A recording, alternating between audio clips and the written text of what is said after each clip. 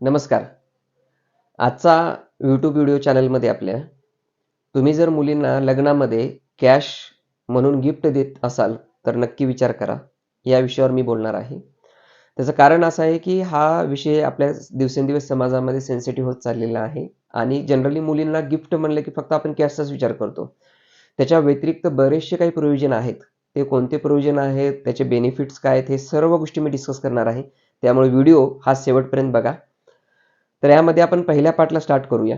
So मुलगी म्हणलं की वडील आणि मुलगी हे प्रेमाचं सुंदर नातं असतं आणि ज्यावेळेस मुलगी लग्न करून दुसऱ्या घरी जाते, त्यावेळेस प्रत्येक वडिलांची इच्छा असते की मुलीला काहीतरी पैसे आपण दिले पाहिजे, काहीतरी गिफ्ट दिलं पाहिजे आणि वडील प्रेमापोटी देतात पण. पण आज समाजामध्ये काय होतं की त्याची दुसरी बाजू पकडली जाते, की मुलीच्या वडिलांकडे भरपूर पैसे आहेत. मग त्या गोष्टीसाठी मुलीला छळ केला जातो किंवा त्यांच्याकडे एक्स्ट्रा पैसे डिमांड केली जाते आणि चांगल्या-चांगल्या कुटुंबाकडनं सुद्धा हे केली जाते. हे म्हणजे विशेष आश्चर्य आहे. सो म्हणून हा आज व्हिडिओ बनवत आहे. त्यामुळं यामध्ये काही बरेचसे आता नवीन प्रोव्हिजन आहेत. तर कोणते प्रोव्हिजन आहेत? कॅशच्या व्यतिरिक्त आपण कोणत्या गोष्टी गिफ्ट स्वरूपात देऊ शकतो? हे बघणार आहोत. पण तत्पूर्वी त्याच्या अगोदर मी तुम्हाला एक्सपिरियन्स या दुसऱ्या पार्टमध्ये शेअर करतो. एक पाठीमागच्या 2 महिने अगोदर आमच्या ऑफिसला एक व्यक्ती फायनान्शियल प्लॅनिंगसाठी आली होती. मग त्यांच्याशी मी इन्क्वायरी केली असता, तर ती व्यक्ती कर्जाच्या ट्रॅपमध्ये होती. बरेच गोष्टी त्याच्यावर कर्ज होते. ज्यावेळेस मी डिटेल माहिती घेतली, तर त्यांचा एक जवळपास 1.5 ते 2 वर्ष अगोदर हा डिव्होर्स झालेला होता आणि एक लहान बाळ होतं त्यांचं 2 वर्षाचं. लग्न होऊन सरासरी 8 वर्ष झाली. ज्यावेळेस डिव्होर्स झाला त्यावेळेस त्यांचे बरेचसे लोन, कर्ज वगैरे होते आणि मग त्याच्यानंतर त्यांचं काही बऱ्याच कारणास्तव जॉब पण गेलेला होता. आता यांच्या काही अकाउंटमधून ई-एम-आय चालू होते त्याच्यामुळे बऱ्याचशा गोष्टी नंतर सिबिल रेकॉर्ड वगैरे ह्या गोष्टी घडल्या. पण ज्यावेळेस त्यांचा डिव्होर्स झाला त्याच्यावर कुठलाही फायनान्शियल बॅकअप नव्हता. म्हणजेच काय तर पूर्णपणे डिपेंडन्सी त्यांची सासरच्या फॅमिलीवर होती. सो त्यामध्ये मी आणखी डीपमध्ये विचारलं त्यावेळेस त्यांनी सांगितलं, की "सर माझ्या वडिलांनी माझ्या लग्नामध्ये जवळ-जवळ 10 लाख रुपये खर्च केला होता आणि 10 ते 12 लाख रुपयाचे गिफ्ट दिलेले होते. म्हणजे जवळपास 22 लाख रुपये खर्च केलेला होता." आता ज्यावेळेस ती मुलगी अडचणीमध्ये होती, तर त्यावेळेस ते 22 लाख तर त्यावेळेस खर्च होऊन गेले. जे पैसे दिले ते सुद्धा गिफ्ट काय त्यांनी रिटर्न दिले नाहीयेत. आता नंतर ती केस जी आहे ती कोर्टामध्ये त्यांनी टाकली वगैरे. पण आपल्याला सुद्धा माहीत आहे, की आपल्या इंडियामधल्या कोर्टमध्ये त्याचे डिसिजन यायला 8-10 वर्षे लागतील. पण तोपर्यंत काय, आत्ता जी परिस्थिती उद्भवली, तिथून त्या महिलेला बॅकअप कुठून मिळणार आहे? किंवा तिथून फायनान्शियल स्ट्रेंथ काय त्यांच्या पाठीमागे राहणार आहे?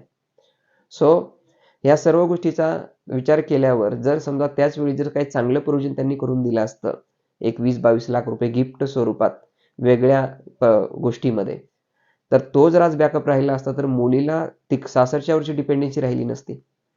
म्हणून हा व्हिडिओ आज आम्ही क्रिएट करत आहोत. त्याच्यामुळं हा विषय जो आहे, आता तिसऱ्या पार्टमध्ये मी तुम्हाला प्रोव्हिजन सांगणार आहेत, जेणेकरून तुम्हाला पुढे मुलींच्या लग्नामध्ये कॅशच्या ऐवजी बऱ्याचशा गोष्टी गिफ्ट म्हणून देता येतात. त्या कोणत्या आहेत ते बघूया आपण.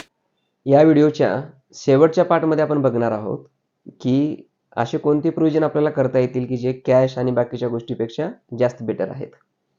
सो यामध्ये एक बेस्ट ऑप्शन आहे बॉन्ड्स. आज पुण्यासारख्या ठिकाणी, मुंबईसारख्या ठिकाणी सहज 25 लाख, 50 लाख, कोट-कोट रुपयापर्यंत लोकं खर्च करतात लग्नासाठी किंवा गिफ्ट स्वरूपात देतात. सो पण त्याचा शेवटी पर्याय काय राहतो, तर कॅश जाते किंवा नंतर मग भविष्यात कधी प्रॉब्लेम आलाच. आता सध्या डिव्होर्स व्हायचं सुद्धा प्रमाण खूप वाढलेलं आहे. तर त्या केसमध्ये हे पैसे रिटर्न येत नाहीत किंवा काही गोष्टी मिळत नाहीत. सो आणि तिसरी महत्त्वाची गोष्ट काय होते, की बऱ्याच वेळा ह्या गोष्टीसाठी सुद्धा त्रास दिला जातो, वेगळीच गोष्ट आहे. म्हणून बॉन्ड एक अशी गोष्ट आहे. आता एक्झाम्पल जर आपण एक 50 लाख रुपयाचा बॉन्ड घेतला. त्या बॉन्डमध्ये तुम्ही मुलींच्या नावाने तो बॉन्ड करून दिला. तर पहिली महत्त्वाची गोष्ट त्या बॉन्डची रिटर्न मुलीला जोपर्यंत ती जिवंत आहे लाईव्ह 100 इयर्सपर्यंत त्यांना जोपर्यंत आहे तोपर्यंत ते मिळत राहतात. त्याची मंथली अमाउंट येते 26,000 ते 27,000 रुपये दर महिन्याला मुलीला एक इन्कम चालू होतं. म्हणजे परत डिपेंडन्सी मुलीची कुणावर राहत नाही.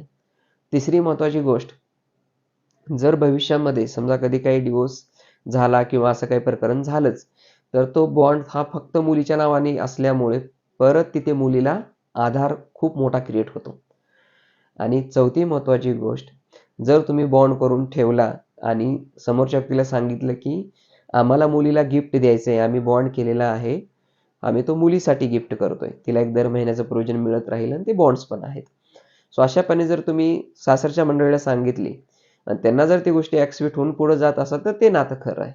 कारण जर व्यक्ती बघा इथे एक फिल्टर म्हणून एक चांगली गोष्ट अशी घडणार आहे, की जर तुम्ही बॉन्ड केला तर समोरची व्यक्ती म्हणतात की नाही नाही मला कॅश स्वरूपातच पाहिजे. म्हणजेच काय तर त्या व्यक्तीचं इंटेन्शन तुमच्या मुलीकडे नसून तुमच्या संपत्तीकडे आहे. हे आपल्याला सुरुवातीलाच क्लिअर होतं. त्यामुळे मुलींच्या पालकांनी ह्या गोष्टी स्पष्ट क्लिअर करून जर अशा पद्धतीचे प्रोव्हिजन करून दिले, तर पुढं भविष्यात काही जरी प्रॉब्लेम झाला तरी मुलींना फायनान्शियल आधार क्रिएट होतो. आता हे जे बॉन्ड्स आहेत आपल्याला 3 कंपन्यांकडून मिळतात. त्यामध्ये पोस्ट ऑफिस आहे, SBI बँक आहे, LIC ऑफ इंडिया आहे आणि हे गॅरंटेड रिटर्न असतात. म्हणजे उद्या जरी समजा FDचे रिटर्न्स 5% हून 3% झाले तरी हे कमी होत नाहीत. एकदा फिक्स बॉन्ड केला की तो कंटिन्यू चालू राहतो. आता एक्झाम्पल आमच्या एका क्लायंट्सनी 2019 मध्ये त्यांच्या मुलीसाठी 50 लाख रुपयाचा बॉन्ड गिफ्ट स्वरूपात दिला. आज सुद्धा त्या मुलीला महिन्याला 30,000 रुपये मिळत आहेत. म्हणजे आज FDचे रिटर्न कमी झाले तरी बॉन्डचे रिटर्न अजिबात कमी झालेले नाहीयेत.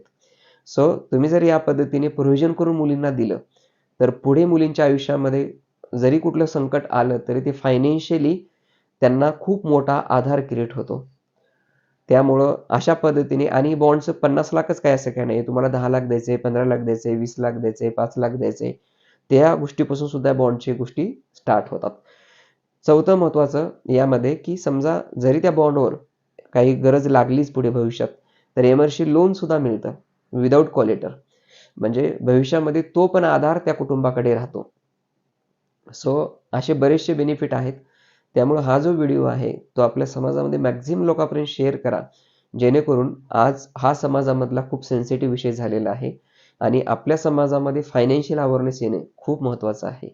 तुम्ही जर चॅनलला नवीन असाल तर नक्की सबस्क्राईब करा, शेअर करा आणि व्हिडिओ नक्की फॉरवर्ड करा.